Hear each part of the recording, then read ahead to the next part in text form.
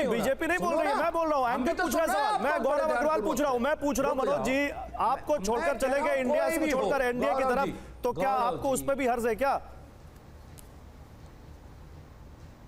नहीं, कोई हर्ज नहीं है, इस बात से कोई हर्ज नहीं है। जिसकी जहां इच्छा हो, हमारा संविधान ये बिल्कुल राइट देता है कि वो जाए, लेकिन जनता के मुद्दों को भूल के कोई सोचे कि सत्ता का लाभ उठा लेगा तो विपक्ष और इंडिया अलायंस उसको बैठने नहीं देगा। ये बात गौरव जी बिल्कुल इत्मीनान से याद रखिएगा। आप प्रेम शुक्ला का जवाब दे दें। प्रेम शुक्ला जी, तू तड़ाक मैं नहीं करता, तू तड़ाक बीजेपी का प्रधानमंत्री से लेके और प्रधान तक तू तड़ाक करता है। प्रवक्ताओं की जो स्पेशलिटी है यही, लोगों को बदतमीज के कहना, लोगों को उनकी इमेज को डैमेज करना, ये तो आप ही का है।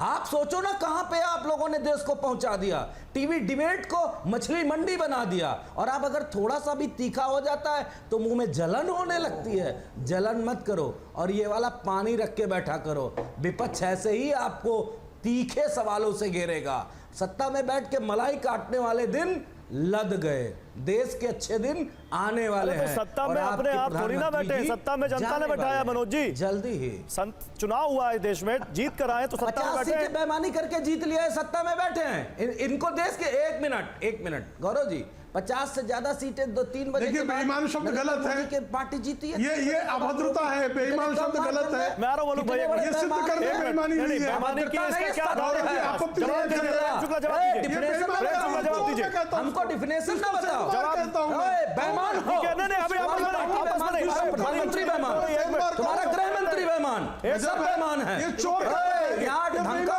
फिर तू बोला सत्य सत्य है। मनोज यादव बेईमान हो,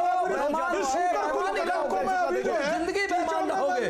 भाजपा का चरित्र मूल रूप से चरित्र बेईमान का है। क्यों नहीं बेईमान कहा जाएगा? कैसे आप नहीं कहते कि आपको बेईमान ना कहा? अरे बेईमान 48 वोट से जीत लोगे, करा के जीत लोगे, लाइट काट के जीत लोगे, फरुखाबाद में बिजली चली जाएगी। ओए कौन है? लड़कियों का कड़ी पर अमित शाह मत एक्सपोज करो। ये सब नहीं, अरे शब्दों की मर्यादा रखिए भाई। कहाँ जा रहे हैं आप लोग? कहाँ जा रहे हैं? प्रेम शुक्ला कहाँ जा रहे हैं आप? मनोज यादव रुकिए, मनोज यादव हो गया, मनोज यादव होल्ड ऑन, रुकिए। नहीं, नो, सही भाषा का प्रयोग करिएगा। I would allow this type of debate. Loose talk Prem Shukla ने शुरू की है। नहीं तो दोनों को मैं रोक रहा हूं, रुकिए। मलुक नागर के पास चलिए, दोनों को रोकिए। मलुक नागर को लाइए स्क्रीन पे। रुकिए मनोज जी, रुकिए। प्रेम शुक्ला जी रुकिए, अभी आप दोनों के पास आता हूं। मलुक नागर को लाइए स्क्रीन पे। मलुक जी आप जवाब देंगे, आपको जो कह रहे हैं सत्ता की मलाई खा रहे हैं आप, आपको बोल रही है, क्या बोल रहे हैं बताइए मलुक जी, क्या जवाब है इसका? देखिए, एक तो मनोज यादव जी का मेरा कभी सामना टेलीविजन पे नहीं हुआ, पर मैंने इनको काफ़ी सुना। ये बोलते बहुत अच्छा है और बड़े लॉजिकली बात करते हैं, लेकिन हम तो हमेशा सही बात को सही कहते हैं। और मनोज जी की वजह से या सपा की वजह से मैं भी सांसद जीता था तो समाजवादी का साथ था पूरा। ये इतने गुस्से में क्यों आते हैं जिससे कि इनकी छवि इस तरह की हो जाए तो लड़ने को तैयार हैं, थोड़ी सी जान पड़ी है लड़ने को तैयार हैं, जबकि कांग्रेस तो सच में अस्तित्व तो इनकी वजह से ही आई है। तो मैं एक बात कहना चाह रहा हूं, जो ये कह रहे हैं कि भाई गन्ने का मुद्दा उठाते थे, इसका मतलब ये एडमिट करते हैं कि किसानों की लड़ाई हमने लड़ी, गन्ने की हमने लड़ाई लड़ी, और इसका मतलब ये भी एडमिट करते हैं कि पार्लियामेंट में हम बढ़िया तरीके से देश हित और जनहित में काम करते थे।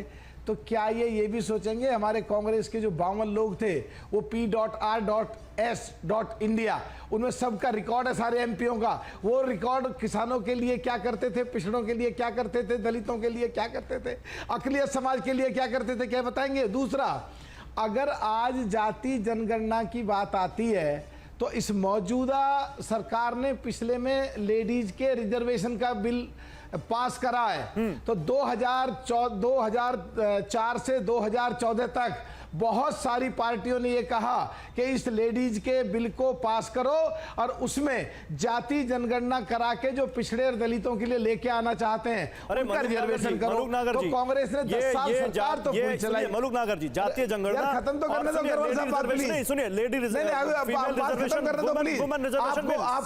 बीच में नहीं बोल रहा हूँ, सवाल सुनिए।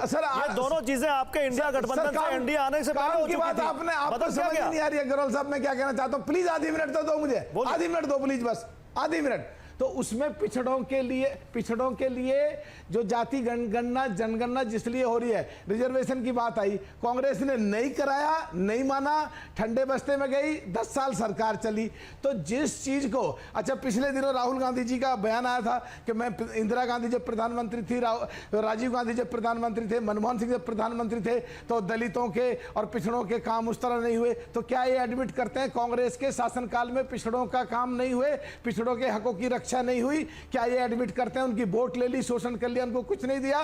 क्या ये एडमिट करते हैं पटेल के साथ नाइंसाफी हुई पिछले थे, चरण सिंह को 40 दिन में कुर्सी से उतार दिया, माननीय प्रधानमंत्री को रहते हुए नाइंसाफी हुई, राजेश पायलट को भी कैबिनेट मिनिस्टर नहीं बनाया, नाइंसाफी हुई, सचिन पायलट को राजस्थान में चेहरा रख के सामने चुनाव लड़ा, धोखा दिया, क्या पिछड़ों के साथ नाइंसाफी हुई? जाति जनगणना करके जो पिछड़ों दलितों के लिए क्या करना चाहते हो? बस बहुत सारे सवाल हो गए, बस गलतियां करिए।